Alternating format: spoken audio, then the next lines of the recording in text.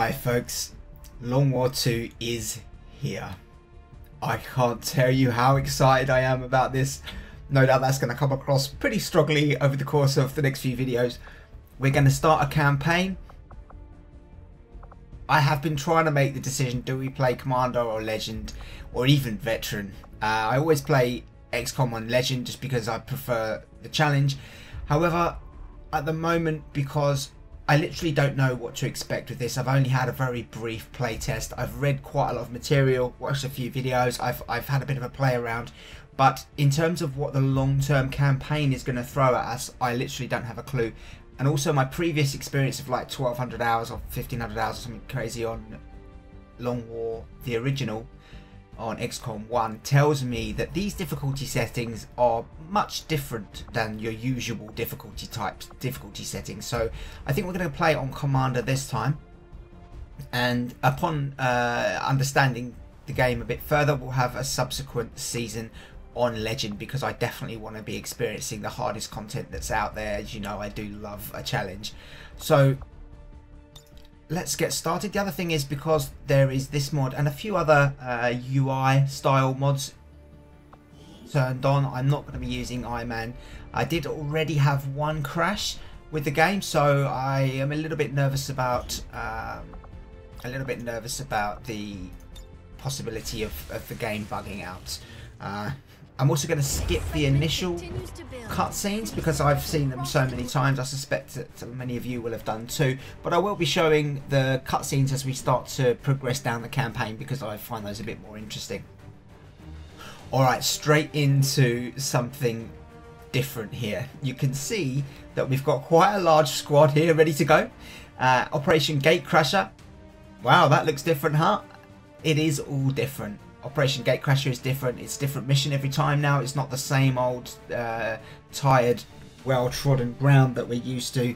And we're going to go in and ambush an Advent troop column in the slum district in Ibadan. Nice. So if you're new to the channel, welcome. I like to play challenging style games. I love strategy. I'm not the fastest player out there, so if you want back-to-back speed and action, this may not be the right channel for you, but I do very much like and engage in strategic conversation. I really want to hear from you if you've got any useful feedback about how I can improve my game, and I want all of us to get better at playing this game, especially now we have Long War 2.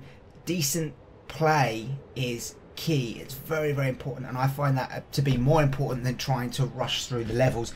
If I do take a particularly long time over a decision, or if I am spending a long time on a mission, I may sometimes like speed time up or whiz through just so it's not a boring experience for you, but I will be going through my thinking as I'm considering the lay of the current kind of strategic map and how I'm gonna go about taking turns. And I find that to be a really rewarding and rich experience for me. I hope that's something that my current subscribers are enjoying. But do, of course, give me some feedback as we go forward. Alright, so ambush enemy troops. Now, this is obviously a new pop-up. Advent typically moves its forces in large groups, but we have located a smaller unit on its own that is vulnerable. A well-timed assault will damage Advent's interests in this region and afford us a rare opportunity to bring home enemy corpses for research. So it does say a rare opportunity to bring home enemy corpses for research, so there may be a change in the way that plays out. I've heard one or two things about that. I have recorded an accompanying video which goes through the information left to us by Pavonis about the mod in the wiki style written layout that they've put there when you go into the Avenger Commander's quarters, and I encourage you to go and have a look at that if you're wanting some detailed information about the new changes and the way that the game works now with the Long War 2 mod.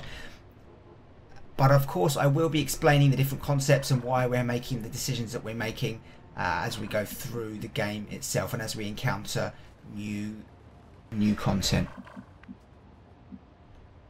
Okay, so the map is quite wide this way, goes all the way over to here, and let's just give a quick check to see forwards. Also pretty big that way, so it's kind of a large-ish map here. Alright, we're going to have a quick look at the crew that we've got on this mission. Starting with the General. It's Peter Van Dorn, the man, the legend. What a hero. Nice to have him on board. We've got Hans von Steinstein, or Brains as he's known by the gang. He's wonderful. German, very, very smart, and a solid member of the team. Also particularly well groomed Hans today. Nice, looking nice, buddy. We've got here Jeffrey Depardieu, or Schnoz as he's known. What a hero this guy is. He hasn't been in any of my games since XCOM 1, and I'm looking forward to him being back. Depardieu. Daniel Murphy, he was absolutely instrumental in the previous game, in the first campaign Let's Play. Aidan Ross, this man almost single-handedly carried the entire game on his shoulders.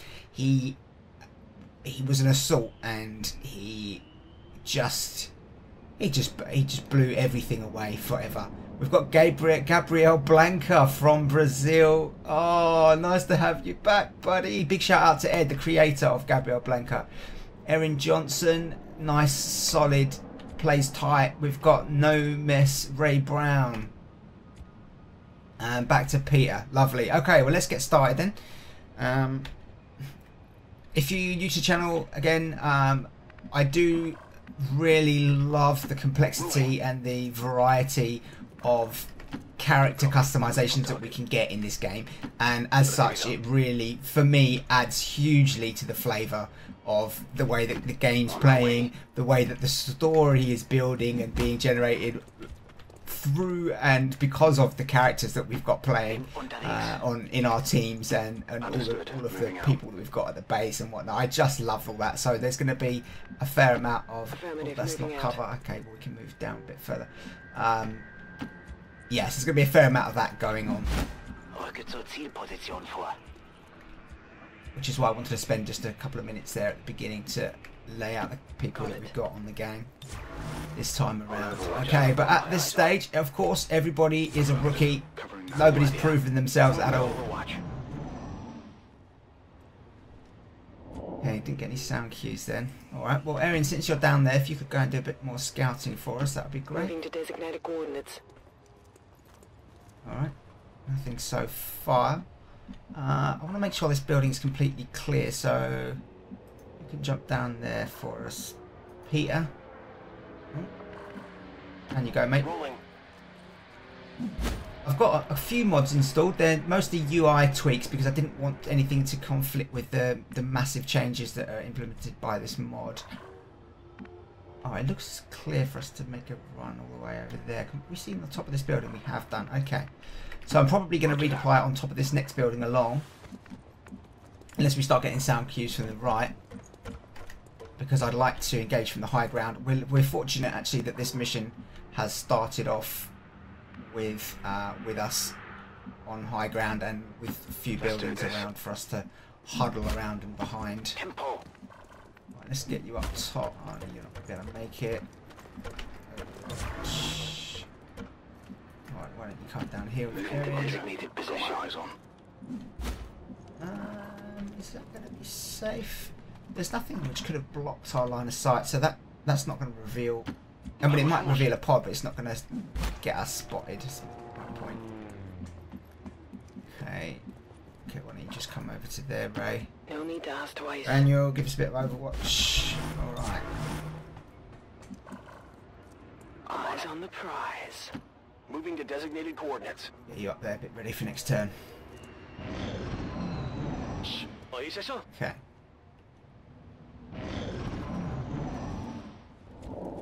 Didn't hear what that was exactly. Sounded a sort of like shuffling feet. Could have been a sectoid. Let's move up to the edge here so if we can see anything else.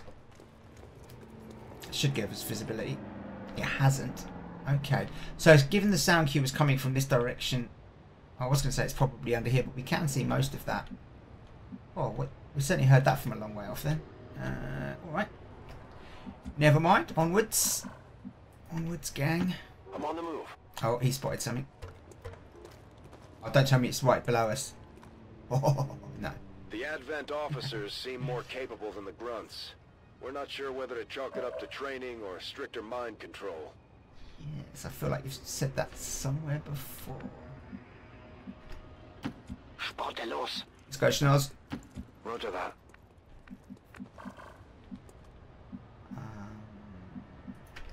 Alright. Already there.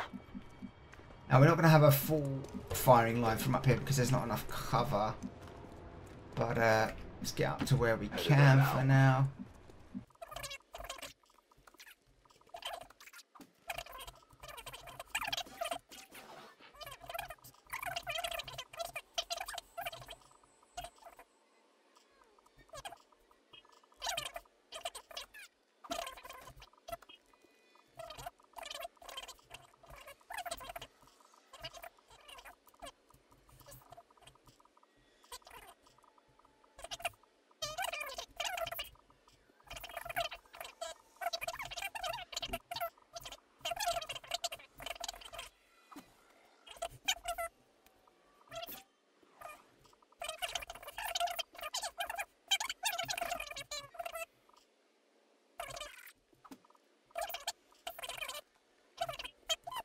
What's his line of sight looking like? There's Aiden. Now he can. There's two big-looking bits here and here.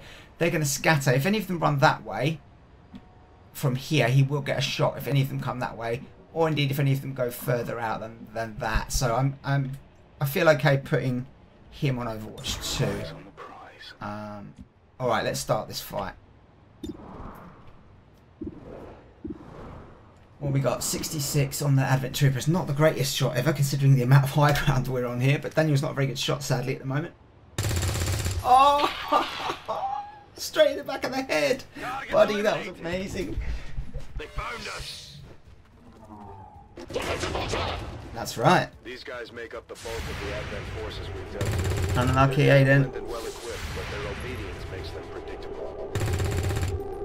Just a little off.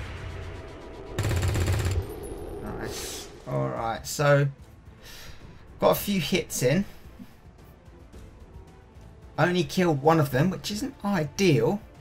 That Advent officer has made a bit of a bad mistake there by allowing himself to be flanked.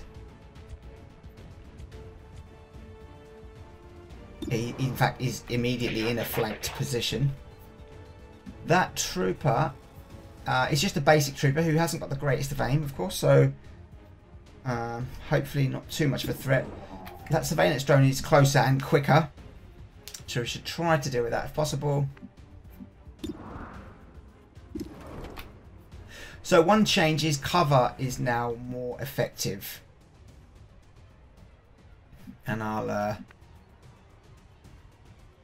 explain that a bit more in a second.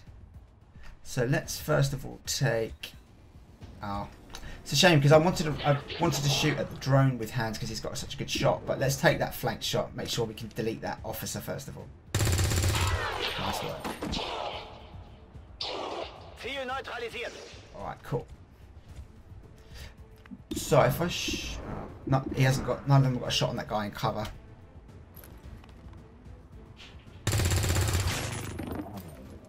That armor's tough. Basically, full cover or high cover has got an additional 5 points of defense now. So instead of being 40, it's 45. And I just wanted to check double check to see what the improvement was for sort of half cover, if you like. Uh-oh, flank shot. Incoming over here. We did engage them from quite far away, considering we're a bunch of rookies. But just kind of needed to get going, really. Now there could be a pod up on the top. But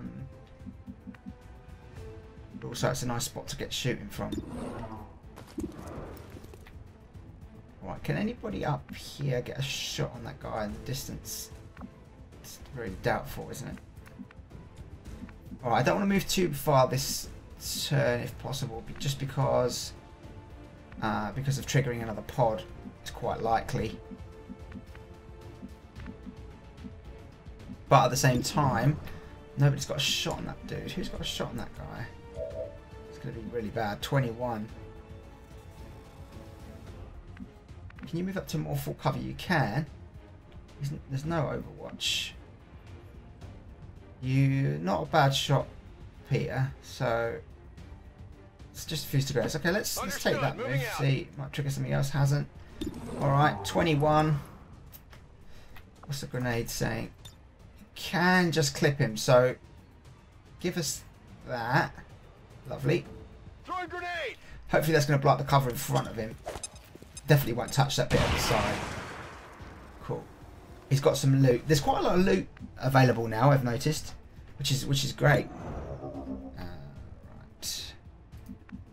Nobody can get a flank on him, can they?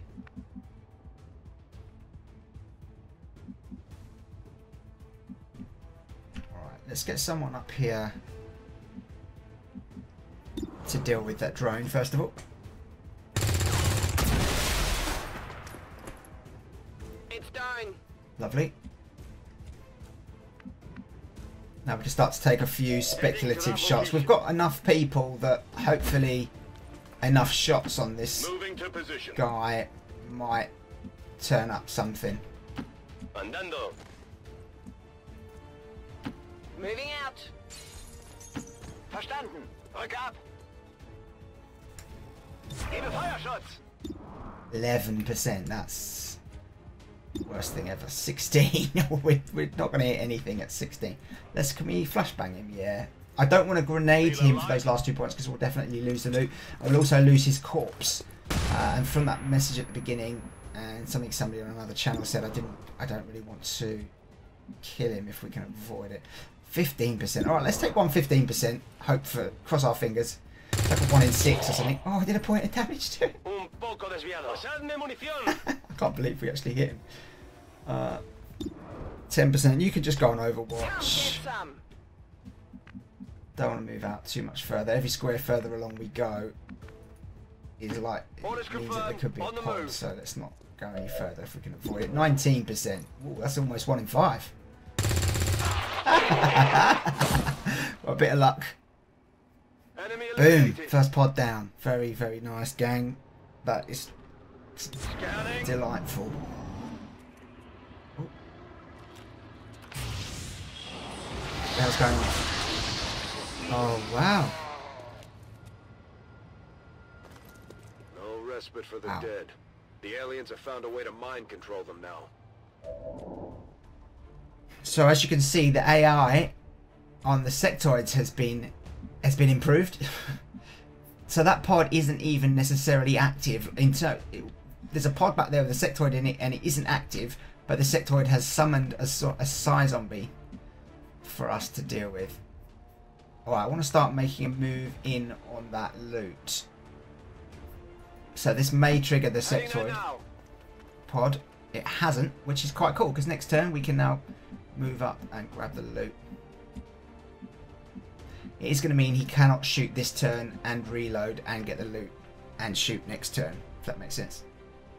So I'm either going to reload with him this turn or not shoot with him. Yeah. Or we could shoot and then he won't be able to shoot next turn, so just needs to be a bit careful with that. Same with a lot of these guys actually. Okay, Erin, you've got decent ammo right now. Alright, it looks like that line was safe, but since we haven't activated already, let's not get too carried away. Roger that. Let's just move up to that line. Position confirmed. Take out the zombie, and we'll deal with the sectoid point next turn if possible. One very good tip that I can give you for XCOM is minimize the amount of contact that you've got at any one time. If you can absolutely minimize the number of aliens you've got to deal with, even with a bunch of rookies, you can usually handle a couple of aliens, you know, like. Oh, having said that, yeah, I didn't get it. Raining ammo fast. I should have been reloading some of these people. I've been taking shots. Es hora de matar. They're in, very nice. Enemy down. Okay, Overwatch. Right, we haven't got a lot of Overwatch here, but I want to Overwatch with a couple of people at least. Now, do we reload or Overwatch? Let's take a reload. There's no guarantee that they're going to walk in on us. They probably are.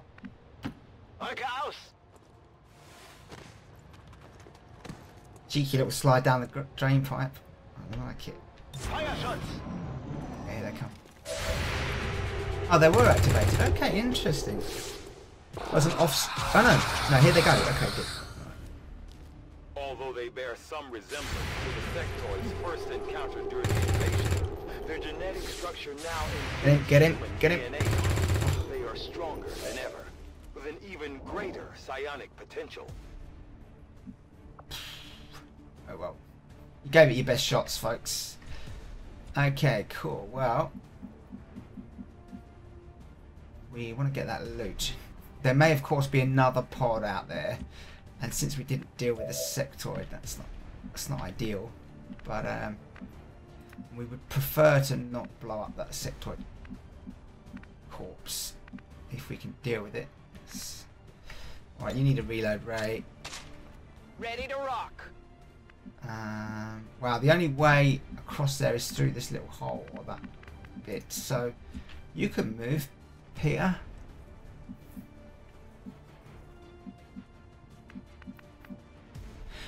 In all likelihood, the sectoid is.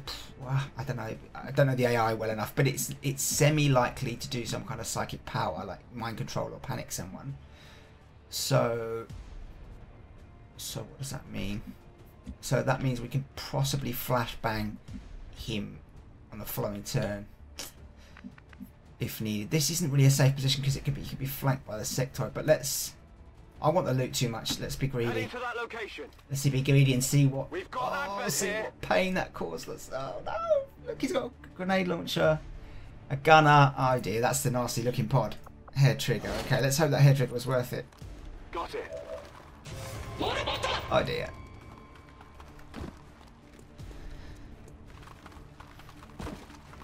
What was I saying about minimising the contact? Risk versus reward is what it's all about. And I have to watch myself because I'm definitely like a bit of risk usually. Alright, maybe we are going to need to grenade the sectoid. 17. We just don't have a lot of great options here. Okay, so our furthest forward person is in full cover, which is great news. They've got a shot or a flashbang. I'm going to use the flashbang from Mr. Depardieu and get as many of them as I can. Get 3 of them here,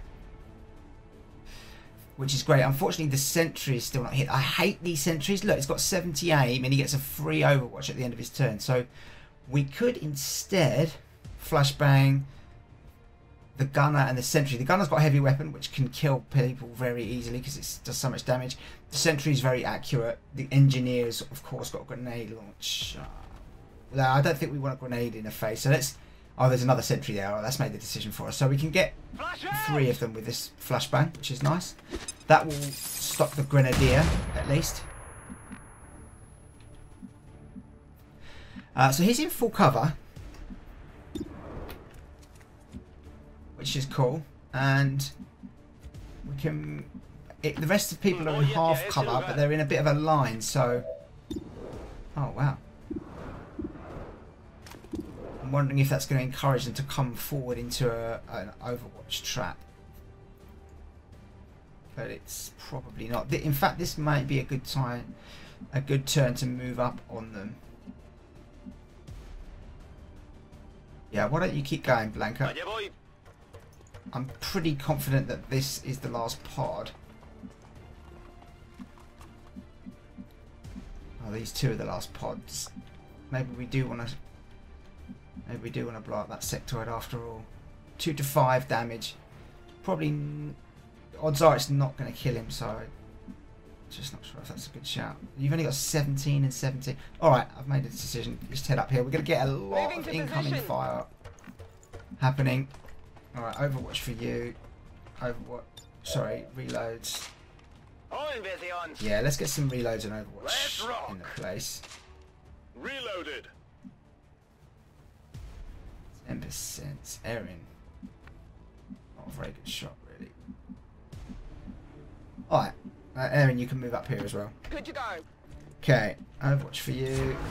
Daniel. Aiden. Be to Rock and roll!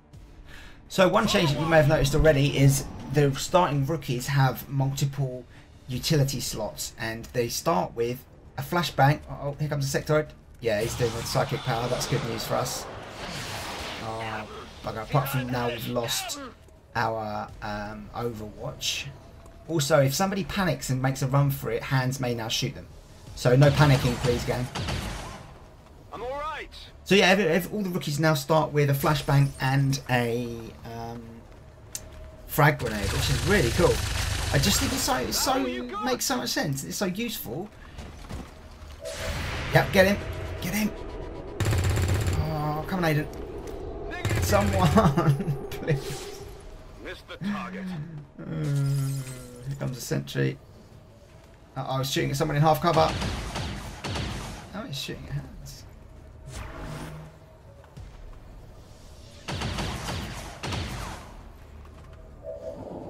Hooray for flashbangs. Yeah, it makes so much sense to me that they can have the extra grenades and stuff. If we have the technology to have grenades, why wouldn't you give all of your soldiers like a decent amount of equipment? So I just think it's logical and also useful, and it allows for more tactical flexibility in the early missions, which is really important. Okay, his grenade's on cooldown, unfortunately. You can't use a grenade every turn, even if you've got more than one. Okay, so moving to there, you know, in theory should be safe. It should, when I say safe, I mean not trigger Overwatch. Where's he getting his cover from? He's got full cover from the front, which means we can't flank him. Unfortunately, we can grenade him, of course. That one isn't disorientated. Okay, let's have a quick look. Who can we get flanks on? Not here. We can get a flank on that trooper at the back, but he's a long way away.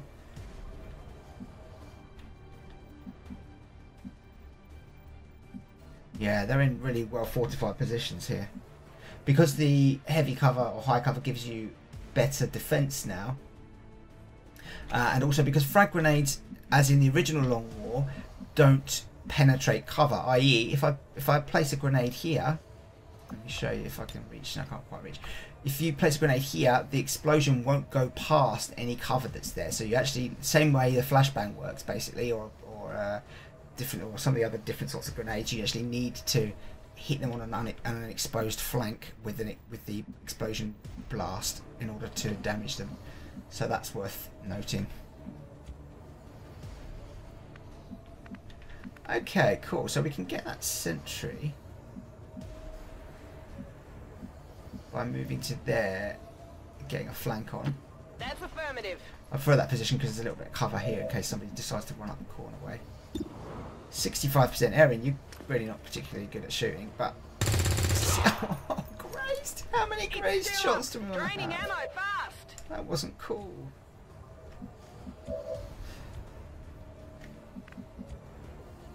Okay, maybe it's got to be Ray to sort that bloke out after all. Maybe I can give you the demo of the...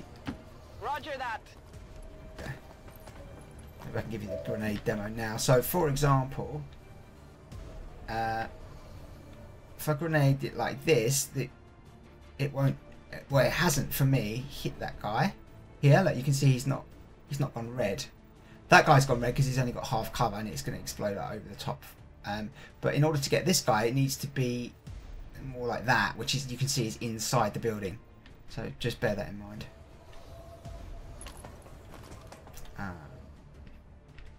If we do that, we can't get both of these guys, that means. So we can get it inside the building to hit the bloke on the left there, but that means we're not getting the bloke on the right at the same time. Okay. Okay, so we have to kill or flashbang the sectoid this turn. Shoot the sectoid from up there? Nope.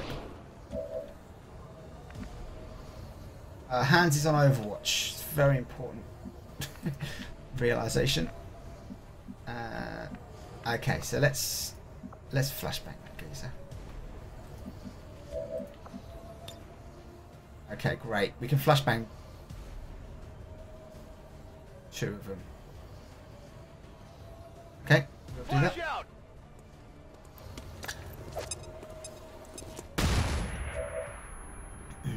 Cool.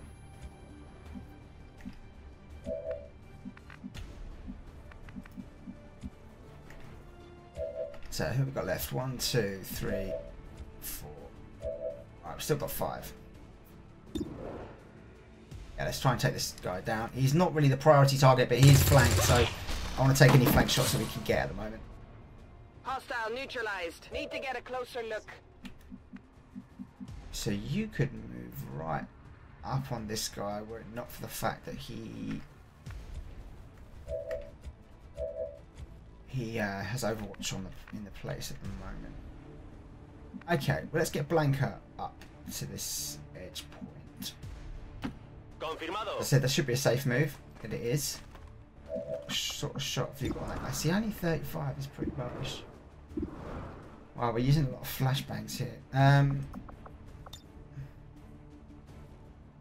It looks like his cover's pretty crap, actually. I am very...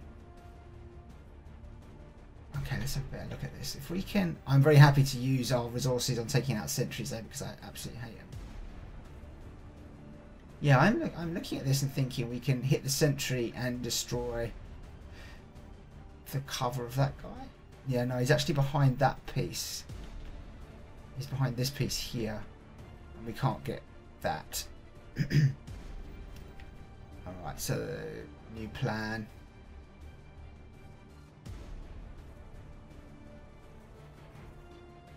New plan, remove Overwatch. Maybe kill sentry. Okay.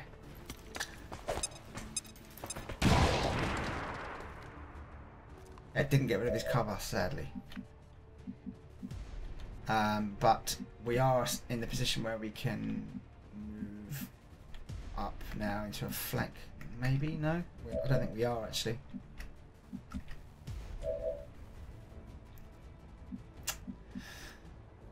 Well, we can move to there, which is very bold indeed. But that's asking for a grenade to the face. Imagine, yeah, you'd have to move away. That is extremely bold move. Who is it? Let's make this... Oh, it's Depardieu. Oh, he might just be the man to take such a... Oh, he's only got 3 bloody health. I'm not sure now. I don't think that's a good shout. Wow, this is...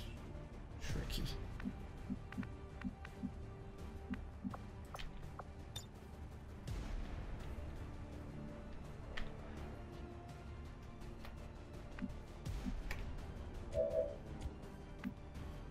Hands move 11, 12, 12. Alright. Okay, Hands. Get up here, mate. Position bestätigt.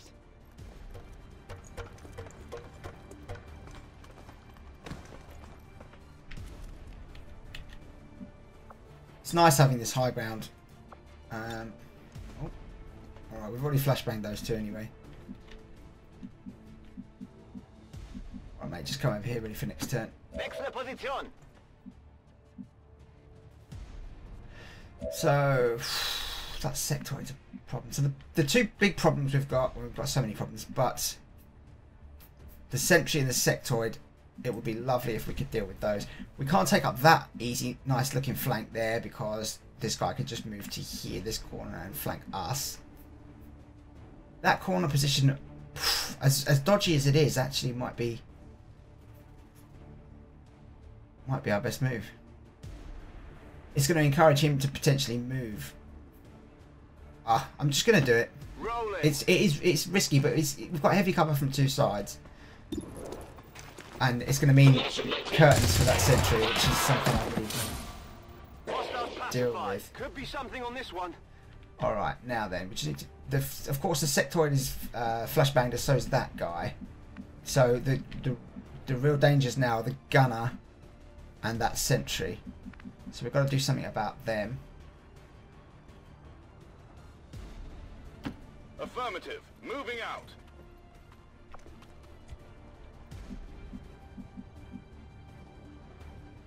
Moving to position.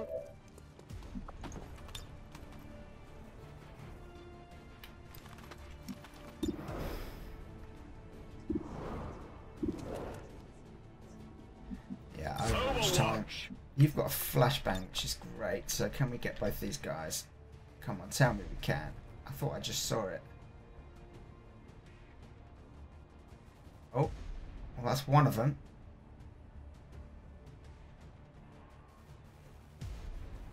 Yeah, we can only get... Oh, it's the glory grenade. Come on, Daniel. Light them up. That's the one for us.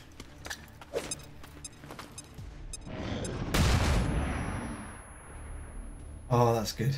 Okay. Look out! He's only got 40 aim, but 40 aim still ain't bad. This guy's got 40 aim as well. That all you got? Sectoid's going to take a shot. Wow. We've got to have an effective turn this next turn. We're running out of flashbangs quite rapidly. That was close.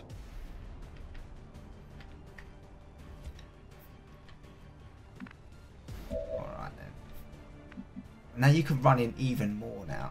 Is he on Overwatch? Sentry's not on Overwatch. Must be because he's disorientated. That moves you into decent amount of cover. Gives you a flank on everyone. Okay. Which is going to mean they have to run. So even if we can't get anybody else into a great spot, we will be able to put down some Overwatch traps. 3 to 5 damage, 27% chance of critting. It's not going to kill it. Oh, really? Ruddy butty gutty. Alright, so I'm actually going to come back to his turn because I want to see what we can do with the other people in the squad on the rest of the aliens. Now then, Ray, where are you, mate? Okay. Might miss out on that loot, sadly. You can get a flank on that engineer. Magic, you should definitely do that. Now then, Hans, you can get a flank on the sectoid. Let's make sure that first, before we do attempt that, we get rid of this engineer. We have done, that's great. The reason I wanted to take that move first was because that guy is pretty close. So if we move into here, he's got a much better chance of flanking us. Of course, this sentry could run out and get a flank on us from... Oh no, we need to go here to flank him. Excuse me. Well, that didn't really quite work how I wanted it to. But anyway, my point was, even though I made a mistake, my point was I didn't want him to be close enough to get an easy flank on us. Should we move up forward? There we go. Daniel's got it. Hello, Mr. Bony Butt. How you? Oh, he missed it. What was that, Daniel? It's just like... I tell you what that was. Right, Daniel Murphy has oh, I shouldn't have asked you to do that, Daniel. I'm sorry, mate. Daniel Murphy has OCD and he's so xenophobic. That's why he wears his face mask. He cannot handle the idea of aliens being nearby. He's convinced that they're spreading disease, and that's why there's so much disease in the world. And you in the previous campaign, he was a sniper and he was able to stay right at the back. And now he's basically Frenching that. He's actually like sort of licking its face right now, and it's or rather, it's licking his face. So he's freaking the hell out. He's not okay right now. Daniel, I'm sorry, mate. No wonder you just sort of randomly fired your gun in whatever direction. That's a real shame, buddy. I'm sorry, man. Oh bollocks! That means the sectoid is still alive, though. In other news, can we get out here? No. Oh. No, that's not far enough, is it? Where was that? You cannot get a flank. What are we going to do about bloody sectoid then? Okay, so the new thing is... if we can take out both of those, then we're safe to be to take the stupid risky spot there and shoot the sectoid. I think that's how it works. But the chance of us taking out both of those is quite low. We've got how many people? So Erin could do the crazy one down for the sectoid. Oh, that might be a good one. That's what I was thinking before. That might be safer than I thought. If Hans doesn't go down into there, instead we use Erin. Yeah, all right. Let's do that play. That's the best one. All right. So let's get rid of the sectoid because he's in our back lines now. Erin, please hit. Daniel's not okay over there. You need to sort it out. Oh no! You bleep. Excuse me. Having a laugh. Wow, bloody hell. Bloody hell. We're running out of soldiers. I know you're a bunch of rookies, but I just really hoped that we could have done a bit better. Alright, has anybody left got a flashbang? Hans has. Which is quite fortunate, really.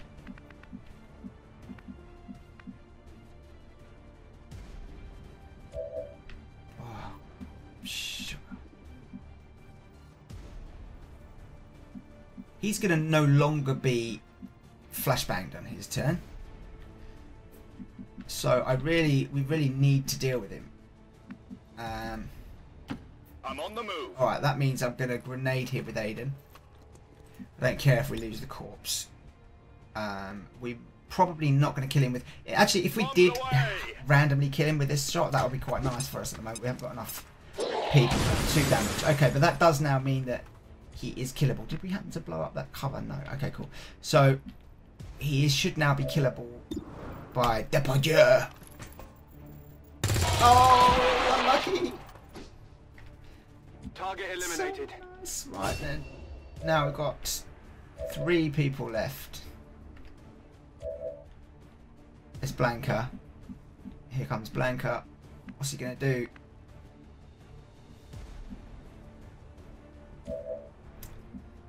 No grenade from you. Okay, well you should just move up wherever you can, Peter. Moving out.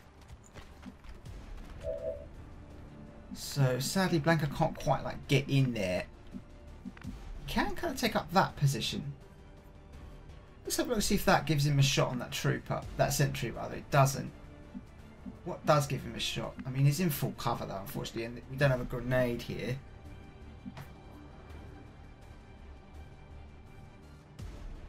What you could do though, mate, is you could get yourself into position like that, where you've got good cover, and you can put some overwatch down. If this shot looks terrible, yeah, 19, then what you can do is overwatch. The reason I'm suggesting that is because the sentry, is he flanked? Oh, he's in that corner spot, and yeah, so he's flanked at the moment by Depardieu, right? So he's going to need to redeploy. He has to move on his turn, otherwise he's going to be flanked. So the AI makes him move. At least it used to. So that means if we've got Overwatch, then we might be able to take him down with the Overwatch. So let's go double Overwatch, and then we can not assume necessarily, but we can maybe hope that. Why can't we get a shot on the sectoid from up here? That would be so nice. We can hope that one of them will be able to take him down. This is a very risky move, Hans. How much health have you got? You've got 4 health and 2 shield. Got to get rid of that bloody sectoid though. So there's no good choice right now. Of course, the sectoid is also flanked. The sectoid is also flanked, so that means the sectoid will need to move too. Which means that there's going to be a hell of a lot of opportunity for Overwatch. Alright, let's... Okay, in fact, why don't we go for the triple Overwatch approach. Yeah, 39 is not good enough. And hope that we hit 2 of them and do enough damage. I mean, it's not ideal, but what are you gonna do? Now here he goes. Good. Good, good. Good riddance. Okay, it's just Overwatch. That's fine by us. Where's Depardieu? Take him down, Depardieu. Oh, it's got covering fire! Oh, it did just come up clearly on the screen and say covering fire. Oh well. We're in heavy cover. Got him. A bit of a slip there. Positive confirmation. Boom. Area secured. Gatecrasher down. Flawless. We were a bit lucky to get flawless there, but very nice. Very, very nice. Alright, now we can have a bit more of a discussion about what's going on in the new Long War 2, which is so good. Oh, Blanca. He's such a looker, dude.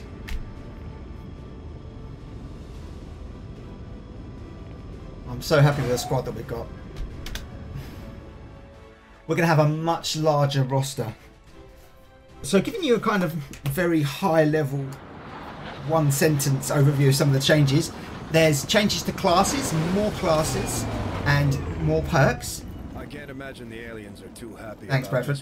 Look at all those promotions, lovely. There's more equipment, changes to equipment. All the weapon modules work differently. There's changes to base and in fact territory and resistance management, and that's much more complex now and really awesome, actually, really, really awesome. Then there's changes to mission types, the way that you deploy on missions, the way you choose missions, how you discover missions, and so on. And there's you know, a whole lot more than that too. All right, let's get some of these promotions going. Who have we got here then? Blanca. Gunner. Got area suppression. So what's cool about this is pretty much, if you've seen the Long War perk pack, the Gunner is basically a split of the XCOM 2 Grenadier class. So he's got, instead of a heavy weapon and grenade, he's got just a heavy weapon. So but it's more like the old school Gunner from Long War, and he has both suppression and area suppression. Now the benefit of that, of course, is that you can area suppress to cover more than one alien at a time, which gives penalty to all of that, or you can single target suppress. The reason why you might want to single target suppress, if there's one enemy which is more important to you that it remains suppressed, you can just suppress that one enemy rather than area suppress more than one enemy and then risk one of the not so important enemies triggering the Overwatch shot from the suppression first of all, and then you not having any suppression on the important enemy. So that's quite a good little change, and I think perfectly logical. That's excuse me. Also, they have Knife Fighter, which is like a backup weapon for them. It doesn't do a huge amount of damage, I don't think, but it's got a high crit chance. All right, nice one, Gabrielle. Let's see what Hans is made of. Technical, he's gone heavy weapons this time. Lovely. This is the all-new class in Long War 2. The heavy weapons, they've got the wrist launcher, and it's XCOM Gauntlet combination rocket launcher and flamethrower. How cool is that? Look at that bad boy. Amazing. Amazing. So, oh, I need to unlock these perks so we can have a little look at that and a bit of a chat as we go forward. I will do so in a moment. Let's see who's next. Van Dorn. Ranger. Very good. Aim 69. So Ranger is like your infantry class. They also have a sawn-off shotgun. So look at these abilities. Point blank, fire a sawed-off shotgun at nearby enemy. Both barrels, fire both barrels of sawed-off shotgun at nearby enemy, doing double damage. And the traditional light 'em up that a Ranger class got. Hopefully Peter Van Dorn is going to be the Ranger that survives, the Ranger that lived, because I have not got a good track record with these guys. Even though they're wonderful, they just seem to die all the time. Mr. Depardieu, Grenadier. Nice. He didn't have very good aim, so I'm pleased that he's worked out as a Grenadier. Lovely. Yeah, you know what that does. Fires grenades. Awesome.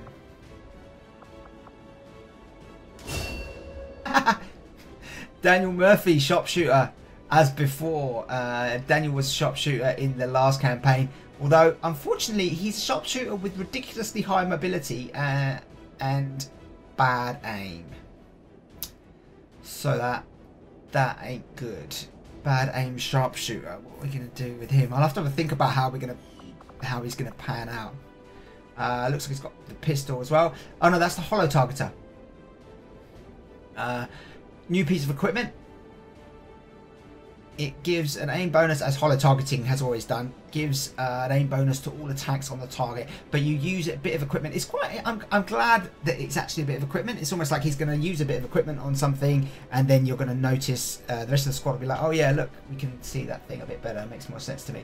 So I'm going to think about how to use him. Maybe we're going to not build him as a proper sniper, but maybe something slightly different. Maybe more of a utility sniper, since he's got poor aim and high mobility. Aiden Ross. Alright, we're going to do one more person before we do Aiden. Let's do John. Oh, Assault. That's what I was trying to get Aiden to be. Alright, nice. Again, low aim, but super, super high mobility. That's actually really cool.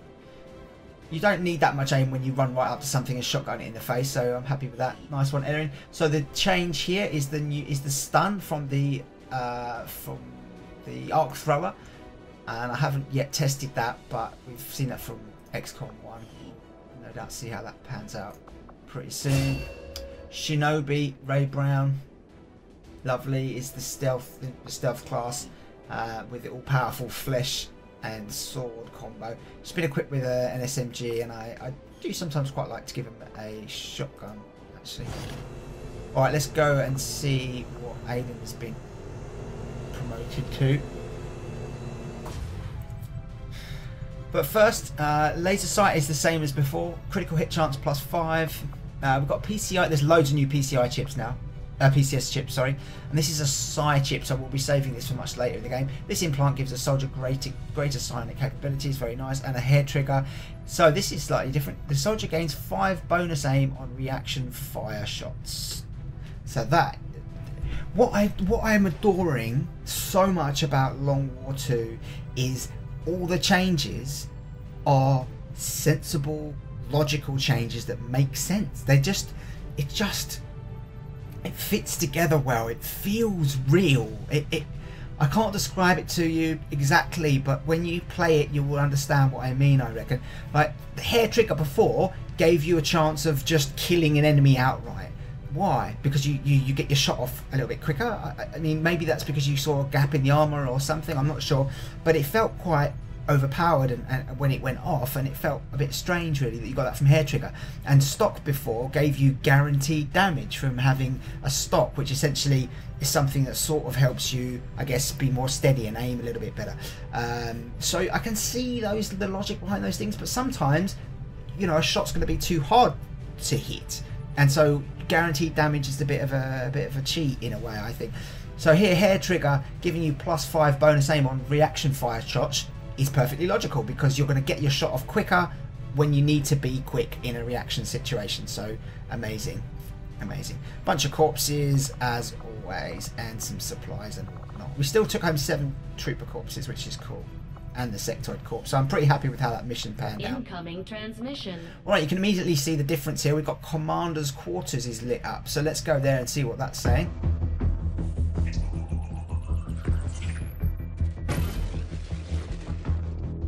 Hello, Commander. Hello. The council you once knew is no more.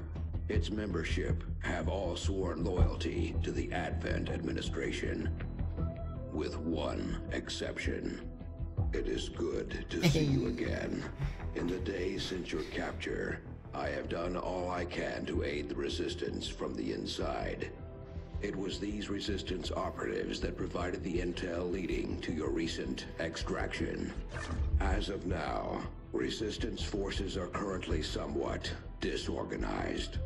If we are to defeat Advent and their alien masters, you must change this before it is too late. Cool. I wanted to play that one because it's in a different place than it is usually, sorry. And also, the way that the resistance works now is completely different and absolutely awesome. And it's more pertinent, I think, to understand the contacts and the resistance infrastructure and personnel that we've got going on. I think it's so I'm going to play some of those. Okay, I'm not going to play this one. but same old stuff. How you doing, Tiger? Nice to see you, buddy. Alright, we're going to immediately go ahead and research modular weapons, since we're going to get a few more loot drops. We've already got some weapons that we want. I do find that area of research to be among the more intriguing options available. We'll begin work immediately.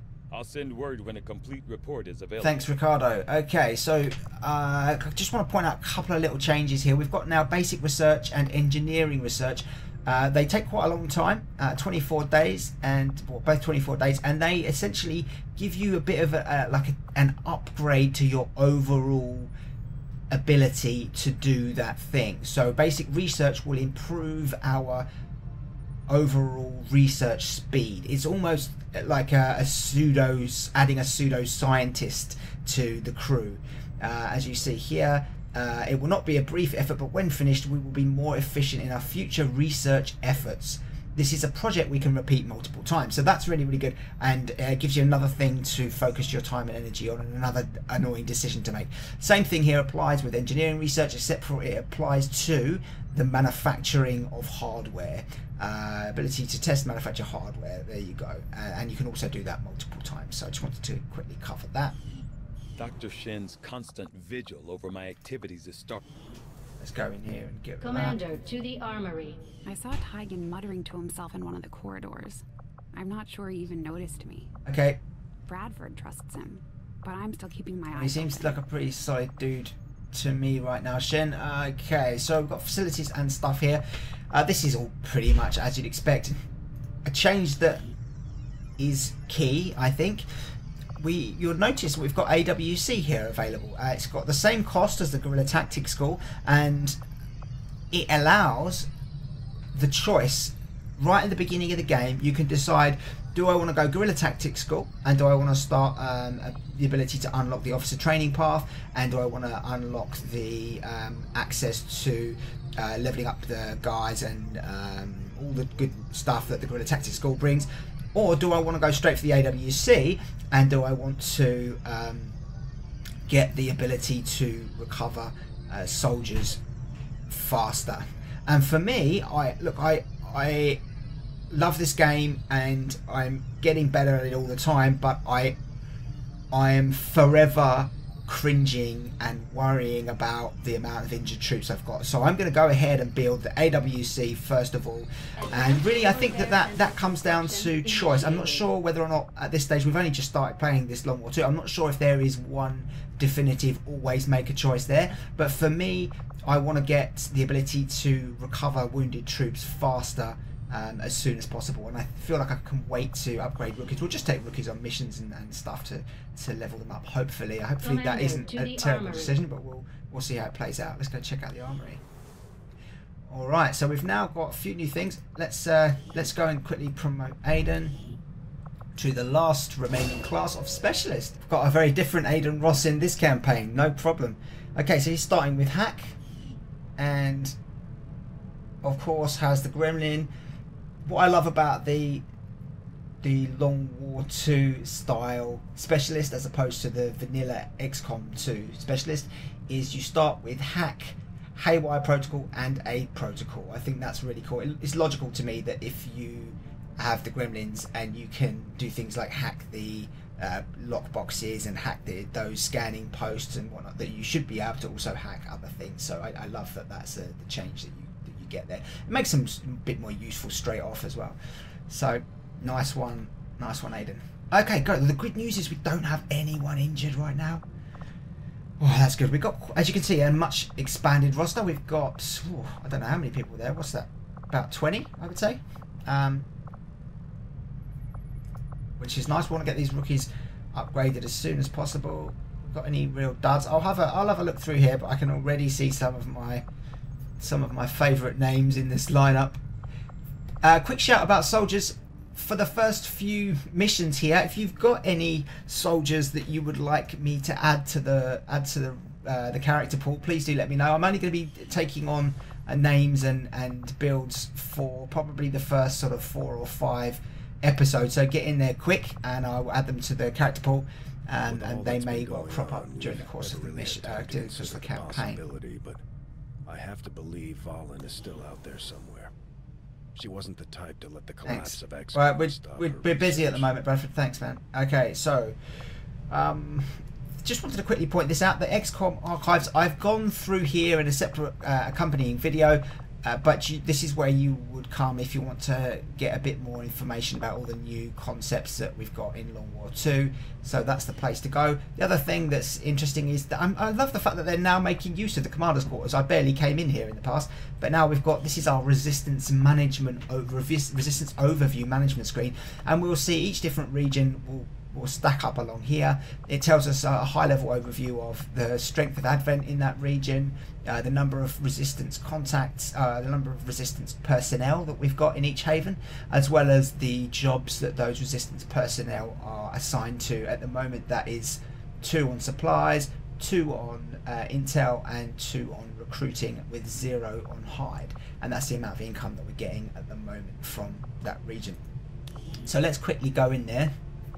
Now, I have given more of an overview in the accompanying video, but just quickly, supplies over time generate supplies for you, as you would imagine. So that is an important thing to be doing. Of course, supplies do decrease in a region over time. There are more supplies available early on, but once you have achieved a certain amount, or a certain amount of time, I'm not sure which yet, of supplies from that region, it starts to tail off and becomes harder to extract supplies from that region. But I'm only going to have, I'm not going to have anyone on supplies right now, because I want one person on recruiting and I want everyone else on intel. There we go. And I want to put a Haven advisor in there. We can't put a rookie in there. That makes sense.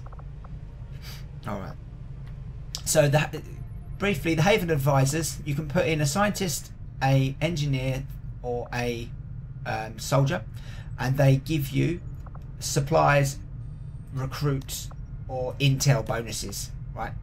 The soldier gives you recruit, the scientist gives you intel, the engineer gives you supplies. There's a couple of other nuances to it than that, but I won't go into too much detail about that right now. The reason that I'm going for intel is key when it comes to missions. The more intel you've got, and a haven, and let's go into the command, let's go to the bridge right now. Commander. No thanks. I've seen that one before. Okay. Black market rumor, that's great. Alright, so the more intel you've got, of course, over time it does slowly increase your available intel resource, but not just that. The people who are on active intel duty in this haven, and I can go back into the haven management by clicking on that there as well. So every single person who's on intel is basically now an operative seeking out information positively through the resistance about Advent and about the aliens, what they're up to, what missions they're doing, everything to do with that. So the more intel we've got, more people we've got on intel, the earlier we're going to find out about potential stuff that the aliens are up to. And not just the sooner we're going to find out about it, but what that means as a knock-on consequence is it means that we're going to have more time to get together a squad and to infiltrate and deploy a squad ready for action on that mission. And it's very, very important. So since we don't have any current missions, that's why I want to have lots of people on intel.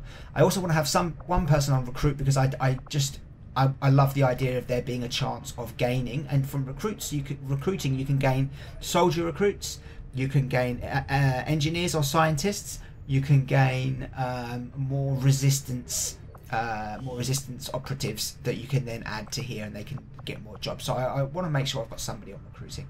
All right, let's start scanning here. You also get a huge benefit. You also get a benefit of, it says you get the equivalent benefit of several extra people on intel duty if you've got the Avenger in that region when you're and scanning for it. So that's why I didn't want to immediately go off and get that black market just yet. I wanted to scan here and trigger, or rather not trigger, but uncover what the hell the Advent are up to at the moment. And we've got a mission here. We've got guerrilla ops. Let's see what it's saying. Okay, we're going to get intel and an intel package. Very, very nice. Hack the hidden resistance computer and find a lead. Oh, I like that. Baseline enemy activity, very extremely light. Okay, there's a sliding scale for the baseline enemy activity, and I will post a link. I will post a link to what that means. Essentially, that equates, roughly speaking, to the number of enemy models, enemy individuals on a mission. I think extremely light is something like 6 to 9, but don't quote me on that. I'll have to go and double check the information. And the higher that is, it's roughly equivalent to the old easy mission, you know, difficult mission, etc., etc. But they've renamed it and they've made it more specific and more helpful. And that baseline activity is the minimum amount of enemies on that mission, and that can be adjusted by how things work as we deploy on the mission. So let's send some people in. Now we confirm that we want to go and have a look at that. We'll get some more information. Here we go. So the way this works is we don't just choose a squad and deploy. If we were to just choose a squad and deploy, then sorry, no, when we choose the squad and we press infiltration start, in fact what happens is the Sky Ranger goes over and drops the squad down in that region, in the location where we think the mission's going to be, and we start learning about that area. We start like getting the squad dug in and ready for action. Because we are a undercover guerrilla organization, we are very much working smart here. We've got hugely less people, hugely less operatives and resources than the monstrous might of the aliens in Advent. So we've got to be smart here, and that's beautiful. I love the infiltration here. So the way that this works is we can take up to 10 people, right? So I've currently got a squad of 10 people here with whatever equipment. Now you'll see here that the mission expires in 6 days and 16 hours, which is not a bad amount of time. It's quite a long time, really. So then that's like the basic set in stone information about this mission. The mission will expire one way or another in 16 days and 6 days and 16 hours. Now the bit underneath, the total infiltration, this is the bit that we have control over. So in 24 days and 16 hours, this current squad with the current loadout will be fully 100% infiltrated once we've set them down. And the reason is there's a 6 days base infiltration. Then there's a squad size modifier because we've got a full squad of 10 people of 18 days. And then there's an abilities and gear modifier of plus 16 hours. So in total, that ends up as 18 days plus 6 days plus 16 hours, and we end up with 24 days and 16 hours. Now the base infiltration is actually set at 5 members. So if I set 5 members, we should see that roughly speaking we end up with about 6 days, and we're slightly under, and that's because some of the equipment that we're bringing, if you notice here, abilities and gear modifier minus 1 hour, and that's simply the SMG that Ray Brown here is carrying. So I hope that makes sense. As the game goes forward, of course, we are able to unlock perks, abilities for our soldiers, which can decrease this, and also we're able to unlock other sorts of equipment or weapon modules or whatnot, which decrease this. And on the other hand, if you were to bring heavy weapons, so let's bring our grenadier for example, that now is adding time because we've got extra equipment, extra weight, extra punch basically, so that increases the amount of time. Alright, so I'm going to leave things here for now. I hope you've enjoyed this first episode. If you've got any questions or feedback, please do let me know. I'm going to build this squad and get ready to deploy onto Operation Sweaty Spear ASAP. I'll see you very soon for the next part. Take care of yourselves. Bye now.